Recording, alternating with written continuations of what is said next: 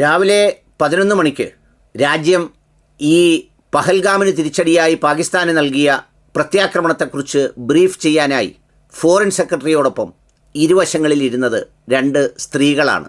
അതിൽ ഒരാൾ colonel Sophia Qureshi, മറ്റൊരാൾ വിംഗ് കമാൻഡർ വ്യോമിക സിംഗ്. ഇവരെ രണ്ടുപേരെയും രാജ്യത്തോട്, ലോകത്തോട് ഇത് ബ്രീഫ് ചെയ്യാൻ ഏൽപ്പിച്ചതിലൂടെ കൃത്യമായ ചില സന്ദേശങ്ങൾ നൽകുന്നുണ്ട്. നാടൻ ഭാഷയിൽ പറഞ്ഞാൽ, നിന്റെ ഭീകരതയെ നേരിടാൻ ഇവിടുത്തെ സ്ത്രീകൾ മതിയാകുന്നതാണ് 1.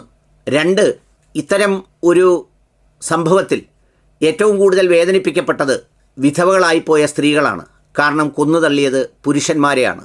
അതുകൊണ്ട് ഓപ്പറേഷൻ സിന്ദൂർ എന്ന് പേരിട്ട ഈ ഓപ്പറേഷൻസിന് മറുപടി പറഞ്ഞത്, അല്ലെങ്കിൽ മറുപടി പറയേണ്ടത് സ്ത്രീകൾ തന്നെയാണ്. മൂന്നാമത്തേത്, ഇത്തരം ഓപ്പറേഷനുകളിൽ, ഇത്തരം സന്ദർഭങ്ങളിൽ രാജ്യത്ത് രാജ്യസ്നേഹവും കരുത്തുറ്റ തിരിച്ചടിയുമാണ് ആവശ്യം, ജാതിമത വൈരുദ്ധ്യങ്ങളല്ല. ഇതെല്ലാം തന്നെ ആ ബ്രീഫിങ്ങിൻ്റെ സന്ദേശങ്ങളായി നമുക്ക് കാണാവുന്നതാണ്. ഏതായാലും വ്യോമിക സിംഗും സോഫിയ ഖുറേഷിയും 2 പെൺപുലികളാണ്. സ്ത്രീ ശാക്തീകരണത്തിൻ്റെ പുതിയ മാനം കൂടി അവരുടെ പ്രത്യാക്രമണത്തിൽ നിന്ന് രാജ്യം നൽകുന്നുണ്ട്. അതിനെക്കുറിച്ചാണ് കഴിഞ്ഞ ദിവസം രാത്രി, അല്ലെങ്കിൽ ഇന്ന് പുലർച്ചെ 1:05-നും 1:30-നും ഇടയിലാണ് ഞങ്ങൾ ആ ദൗത്യം നിർവഹിച്ചതെന്ന് കേണൽ സോഫിയ ഖുറൈഷി ലോകത്തോട് വിളിച്ചു പറയുകയാണ്.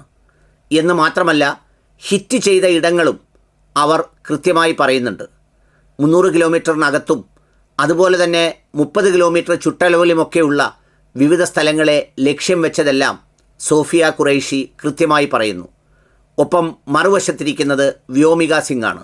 വ്യോമിക സിംഗ് ഇന്ത്യൻ എയർഫോഴ്സിൻ്റെ കമാൻഡറാണെങ്കിൽ കരസേനയുടെ ഉത്തരവാദിത്തപ്പെട്ട ഉദ്യോഗസ്ഥയാണ് കേണൽ സോഫിയ ഖുറൈഷി. ഇവർ രണ്ടുപേരും അങ്ങനെ അഡ്രസ്സ് ചെയ്യാൻ ഇരുന്നത് ചില്ലറക്കാരായതുകൊണ്ടല്ല.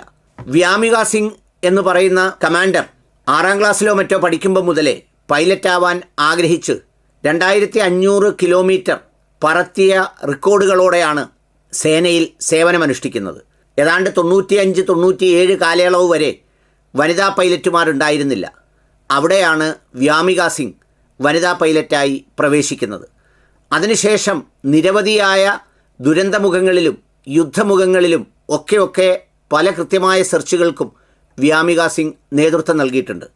കഴിഞ്ഞ ദിവസം രാത്രി നടന്ന അറ്റാക്കിലും വ്യോമിക സിംഗിൻ്റെ സ്ക്വാഡ്രൺ ഉൾപ്പെടെ, ആ ടീം ഉൾപ്പെടെ പ്രത്യാക്രമണത്തിൽ പങ്കെടുത്തു. അതെ, കൃത്യവും വ്യക്തവുമായിരുന്നു അതിൻ്റെ തിരിച്ചടി. അതുപോലെ തന്നെയാണ് കേണൽ സോഫിയ എന്ന് പറയുന്ന സീനിയർ ഓഫീസറും. അവരും ഈ ആക്രമണത്തിൽ കൃത്യമായി പങ്കെടുത്തവരാണ്. അതുകൊണ്ടാണ് അത് ടാർഗറ്റ് ചെയ്തിട്ടുള്ള ഇടങ്ങളും അത്തരം കാര്യങ്ങളും ഒക്കെ പറഞ്ഞത്.